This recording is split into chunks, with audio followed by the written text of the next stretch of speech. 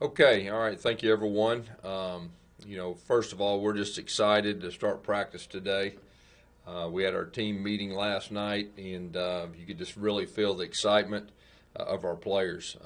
Very proud of our players and our staff and the way they've handled themselves through this whole time off. During the spring, operating with our players off.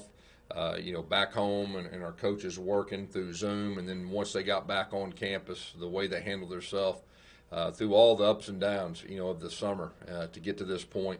There's a lot of excitement around our building. Everybody's ready to get started.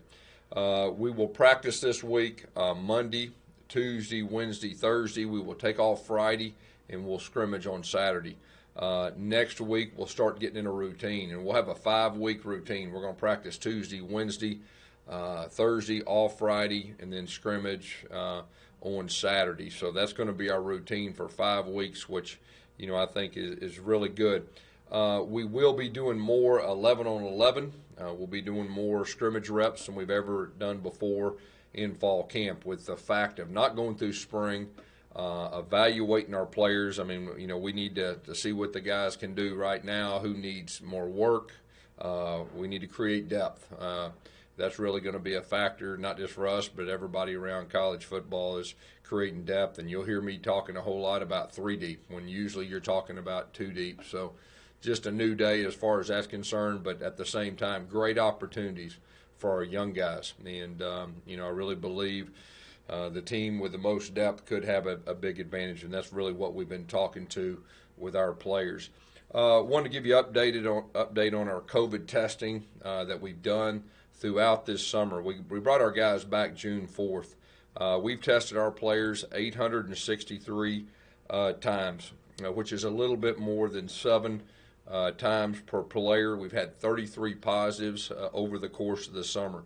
We tested our staff over 5 times apiece. We've had 1 coach test positive. That was earlier in the summer. We're using the gold standard test, the test that they actually stick it way up your nose and the saliva. So I really appreciate our administration with the amount of testing they've allowed us to do, and with the best testing out there available for us with that. We did test our team last week. Got some very good news. We had 0 positives. We tested our team and staff, so that gives us a lot of confidence going in to fall camp today and getting started. We will have 4 players that will not start with us. They're still going through their protocols, but they will be back with us by the end of the week.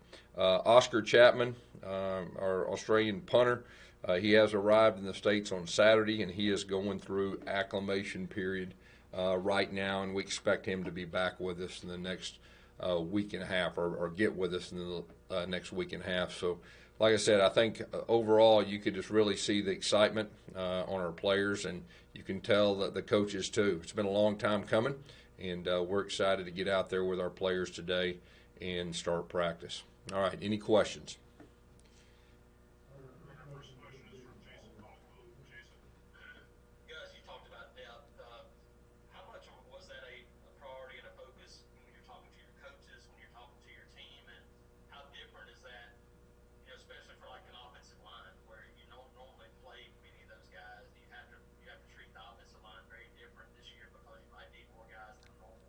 You're exactly right. Normally we go into just offensive line, for example. If you got 3 tackles and 3 guards and 2 centers, I mean, you feel pretty good. It's completely different now. And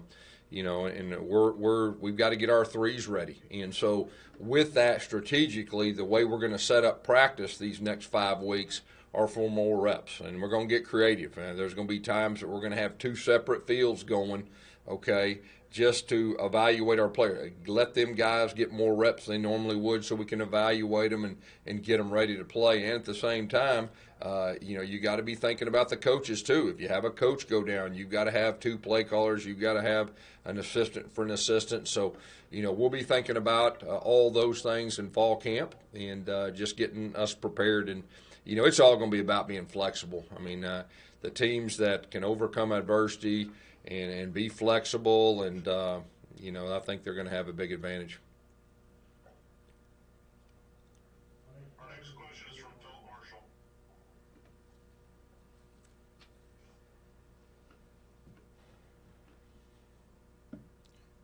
All right, Philip, are you on there? If you can unmute yourself, please.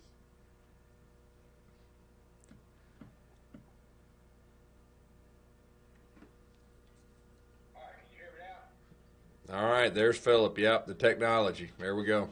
now? It's almost too much for me, guys. Me too.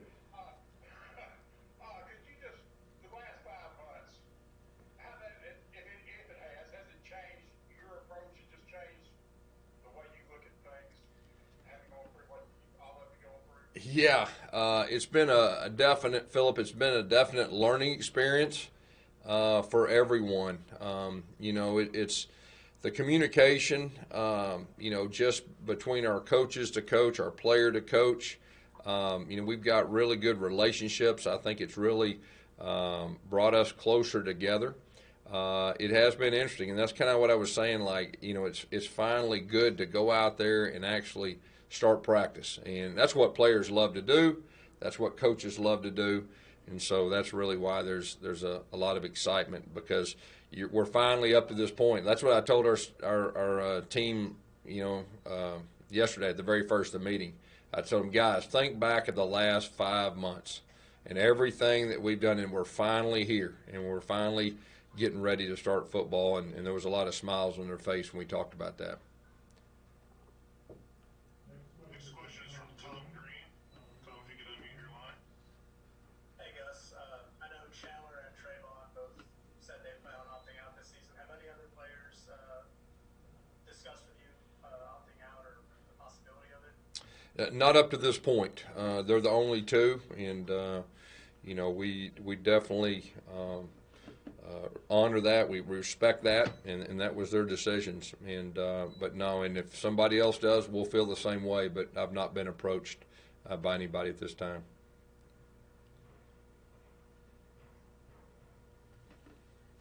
Our next question is from Gianna Hunt.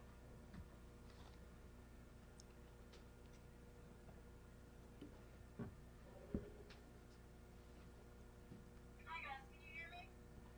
I can. Okay, sorry, I'm driving. You're driving down the road. Yup, I'm driving back to Auburn, so might have gone a little on my Lakers there, but the last time we spoke, we talked about listening to your players as far as the bad everything that's going on in the country. And since then, the NCAA has made some moves to allow players to express themselves a little bit more. I was wondering, how do you balance letting players express themselves with any conflicting messages they might want to promote with big pictures for your program? Yeah, we're our players having a voice, and a lot of them have up to this point, and being unified as one, and that's really what we plan on doing, and that's been our approach. We've got some great leadership, and our administration supports that also. Next question comes from Josh Vitale. Obviously, last week was pretty insane, I guess, with all the news of certain conferences canceling football seasons. Obviously, the SEC hasn't, as a football coach, when you see the Big Ten and the Pac-12 saying, we're not playing football this year, what goes through your mind, and what do you talk to your team about with all the uncertainty going on? Yeah, the thing about it, we've been talking probably for about 5 to 6 weeks about just controlling what we can control and not getting caught up with the ups and downs and everything that's going on outside. And so that's the way we've taken it, day by day and week by week. And we're just concerned about us. And as of right now, I mean, we're getting ready for the season. And that's our mindset. We can't get distracted. The teams that don't get distracted with all this stuff is going to have an advantage, and that's been one of the things that we've been really working hard on. What are the advantages that we're going to have? And not being distracted is one of them, and our guys have done a good job with that. Control what we control, and like I said, we're getting ready to play, and that's our mindset.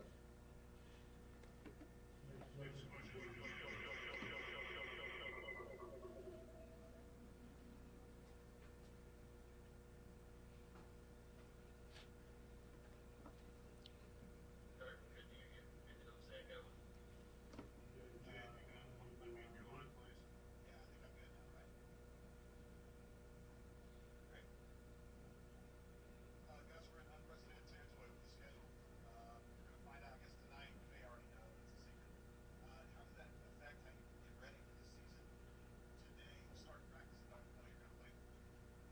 Yeah, this is a year about adjusting.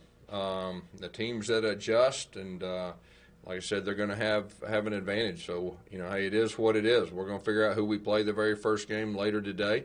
And our coaches will start working extremely hard, as far as that goes, and behind the scenes, and on off days, and just get prepared. And like I said, usually you go into the season and you've got the first three opponents broke down. So we'll be playing catch up, really fast, along with everybody in our conference in the next few weeks. Are you still in Montgomery? Okay. Yes. Next question is from Mark Murphy.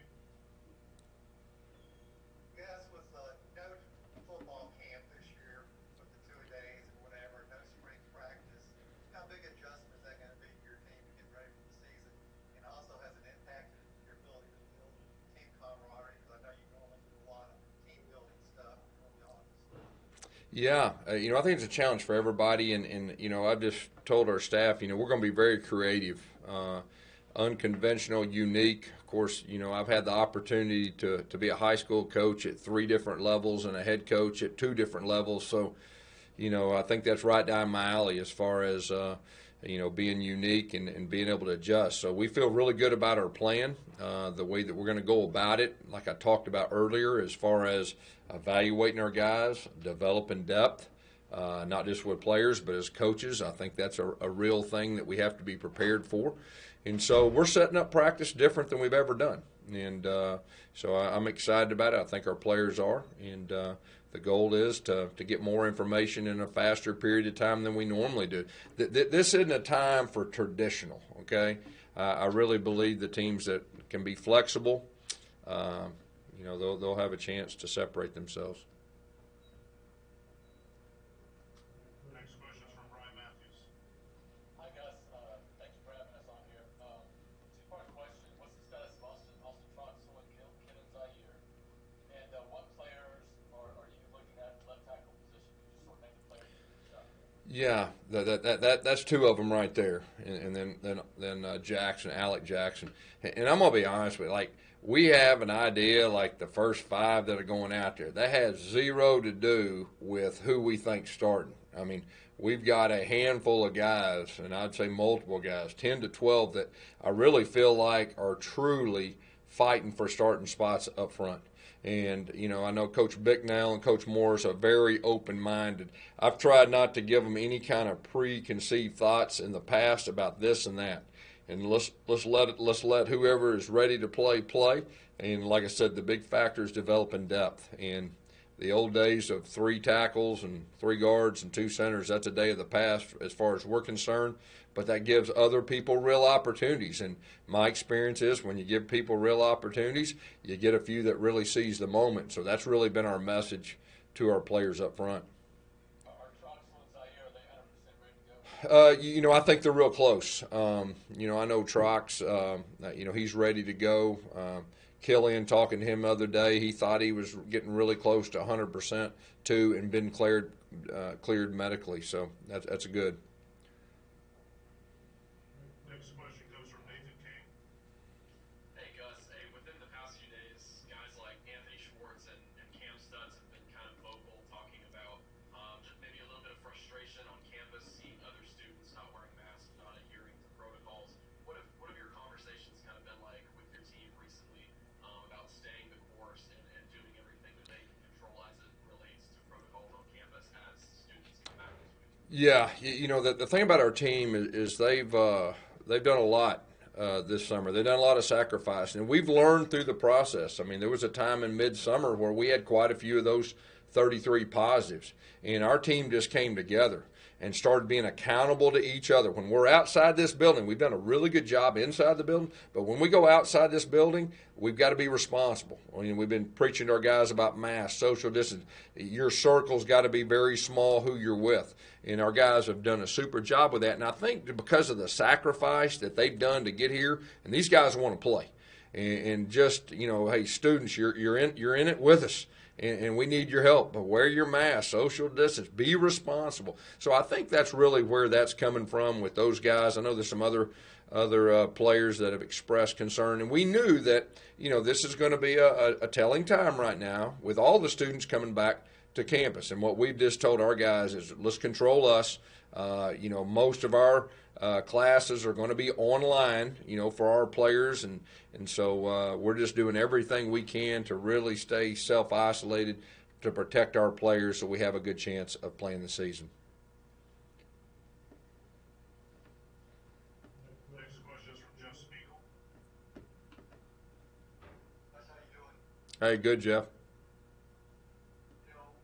While having this, I'm watching the Auburn game on the SEC network right now, and can't help but think about how much different our world is than a year ago. How much, and you've always appreciated the game of football, how much more do you appreciate it now? Yeah, I think that's a great question, and definitely appreciate what we have. Appreciate being able to coach the players we have and being around the players, and that's what's fun for coaches is to coach the players in on the field and put a plan together, have a dream together, and try to achieve that dream and that plan. And so that's what we love to do. And so the appreciation level is very high. And you're exactly right. You go through adversity, which we all have done, and you get to this point, you have a way of looking back and appreciating things even more than you used to. We had a follow-up from Tom Green. Hey Gus, I wanted to ask you about Kalen Newton. Obviously, you have a long-standing relationship with his whole family. But what was the discussion like when you were bringing him over to Auburn, and what do you kind of see his role being now that he's here? Well, the thing about Kalen, you got to look at his career before he got here at Howard and what he did. I mean, he was a record-setting quarterback at Howard and leading that team. I think they had the biggest upset in the history of college football when they went to UNLV. So got a lot of winter in him. And like you said, we've known each other a long time. So when he decided to be a grad transfer, I just tried to, encourage him to come here, be a part, and help us win. And he has a lot of intangibles. He's a real smart guy. He's been a quarterback. He's a leader. I think he's going to have a chance to help us in a lot of different ways, not just at wide receiver, but some other ways too. Had a follow-up from Josh. We've seen obviously players from other conferences kind of band together and give their conferences list of demands or questions. When you see that stuff, how often do you and your staff engage your players to see what questions they have, what concerns they have about whether it be COVID-19 procedures or all that stuff? What we've tried to do is be honest and transparent and open with our players, with their parents, open communication, and that's the way we went about it. And I'd like to think that our players would say that. And like I said, we've got great relationships with our players, and I think that's very important. Had a follow-up from Philip Marshall.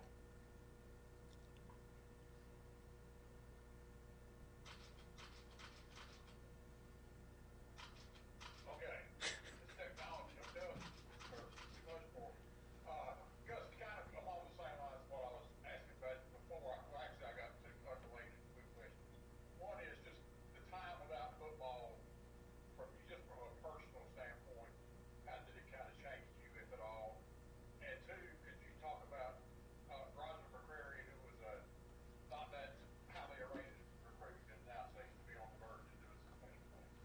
Yeah, one thing when we first started, I guess right after spring break when everything was shut down, I really challenged our staff and challenged our players to really reflect and look at themselves. I know for me personally, and for 30 years, the very first time that my world even slowed down, it was extremely good for me to kind of reflect through the course of my whole career, and really what helped me get here and what the characteristics were, and just the appreciation of all the players that I've coached and all the coaches I've coached with that have helped me along this journey. It was really good for me to reflect, and I just want to be, first of all, a better person, all right, now that we've had this time, and then secondly, a better coach and a better leader. And so it was really good for me, very inspiring, eye-opening in some ways. And another thing, too, sometimes you kind of get back to who you are, at your core and what's important to you and really what's not. And that was really the way I looked at it. And I'm extremely excited to get back out there with our players after this time. And then, of course, Roger McCreary's a guy that, we knew, first of all, was a good person, and we knew he could run. And so, he's really done a good job of each year getting better. We're going to ask a lot of him this year and really ask him to even take that next step of raising his game to the next level. We had a question from Jay in Montgomery. Hey, this is Jay Montgomery.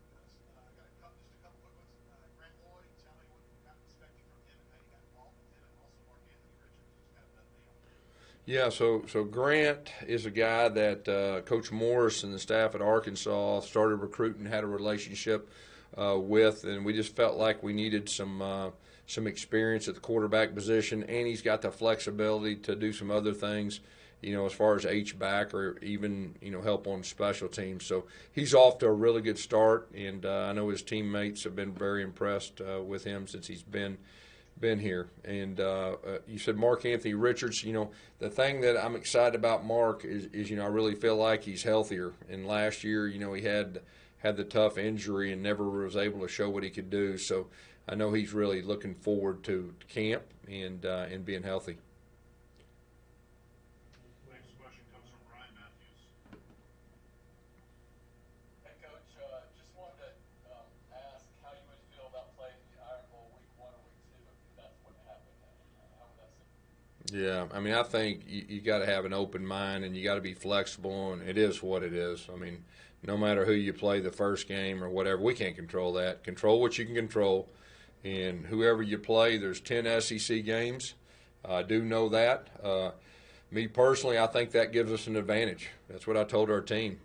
You look at the schedule that we've played since we've been here since 2013, and I would put it up against anyone. And the thing I can tell you is adding 2 extra games won't be a shock to our system. Like I said, I think we've had the toughest schedule since 2013. So we're really looking at that as an advantage. And some teams that have not had as tough a schedule, I think it's going to be a little bit more challenging for them. Just the grind, because I don't think everybody really understands the grind of our league, and unless you're in it, and just week in and week out. And you can even look at some of the teams you may not think are the best. They're still a handful. You look at 2013, we were picked dead last in the whole SEC, and we won the SEC. So, just the grind of everything that goes with it, I really feel like we can have an advantage because of the schedule. And then some of the teams that hadn't had a tougher schedule, I think they may have their hands full. Next question comes from Rick Beach. Hey, Coach, I was wondering, with the advantage that Jared Harris seems to have at home field, has there been any talk on restrictions that the SEC may give on pipe-in noise? I'm going to be honest with you. I've not even got that far. I do hope that later this week, we can let everybody know how many people can actually come in the stadium and all that. But I've not gotten that far. I'm just kind of taking it day by day and week to week. As we get closer to the season, I know there'll be more discussions along those lines, because you're exactly right. I feel like we have the best home field advantage there is, and not having that thing full is definitely concerning. Next question is from Mark Murphy.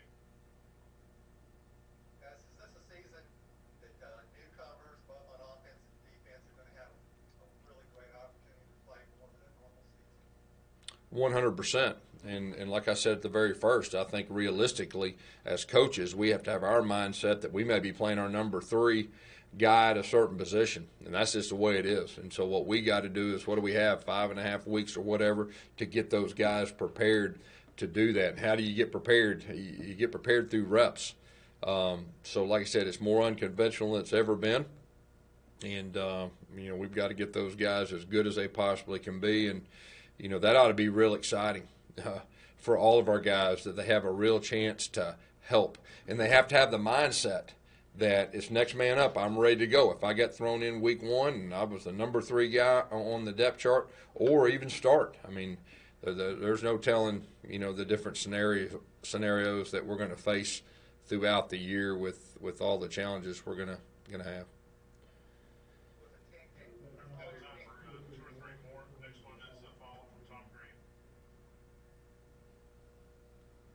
Hey, Gus, you mentioned the importance of depth just a second ago, but with the additions that you brought to that QB room this year, with the experience that Grant Boy and Caleb Newton bring, plus having Bo and Cord, Cheyenne there, do you feel this is the deepest quarterback room you've had since you've been at Auburn? And at the kind of unique circumstances of this season, do you think that is kind of an advantage for you guys? Well, I think as far as numbers, I think this probably is the deepest, okay? But as far as experience, I'd say we probably had some other years that we had more experience, quality depth coming back. But, the good thing is we got 5.5 weeks, I guess, before we play, and just give those guys the reps they need. And then Chad's just going to have to figure out, past Bo, what other guys can do at this point and what they can't. And that's what he's good at, especially being a former high school coach. So, I know he's looking forward to evaluating those guys and seeing what they can do.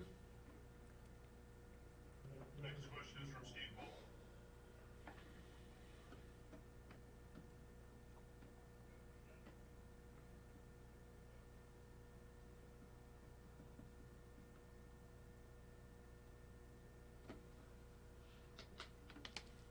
Is Steve hanging out with Phillip right now?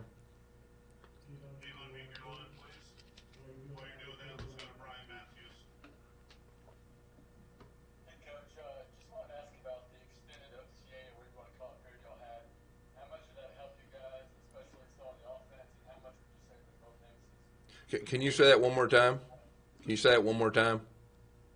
Yes, the extended period y'all had, I guess you call it OTA, is the workouts y'all able to do. How much was Bo Nix able to pick up the offense, and how much do you think he knows Chad Morris's scheme? Yeah, if you're talking about the walkthroughs, I think there's only, walkthrough's a walkthrough. So, I think you can get lined up, you can coach somebody up, you can talk about all the what ifs, but there's nothing like the real thing. And I think our guys in the next 2 days, even with helmet only, will probably learn more the next 2 days than they did the whole time during walkthrough. So I am glad that we had the walkthrough. I think every coach would say that. At least you get a chance to be out there with your players. And, it's a new system, even though there's a lot of similarities, new terminology, and all the nuances that are different. It was good for them in the walkthroughs. All right, we'll conclude today with one last question from Mark Murphy. Mark? Yeah, Gus, I know Chris Davis spoke to the team. Have you had anybody else do motivational type speaking? Is anybody else playing? Yeah, we had Nosa Igwe speak to our team this past week. Sammy Coates, he spoke to our team. Wes Byram, just really wanted to get some former guys off the 2010, 2013, and just talk about the characteristics of those teams, that were able to win a championship here at Auburn, because we're different. We're different than other schools. And I just really wanted our players to hear from those guys about what they felt like was important to success. And we've got a group of players that I think are hungry, and they were attentive, they were listening, they were asking them specific questions, and just trying to get any wisdom from them as they could. And so it's real encouraging. Those guys did a super job. Obviously, Chris talked to our team last night and just did a great job, and our players were very excited about it. All right, Coach, thank you. Thank you.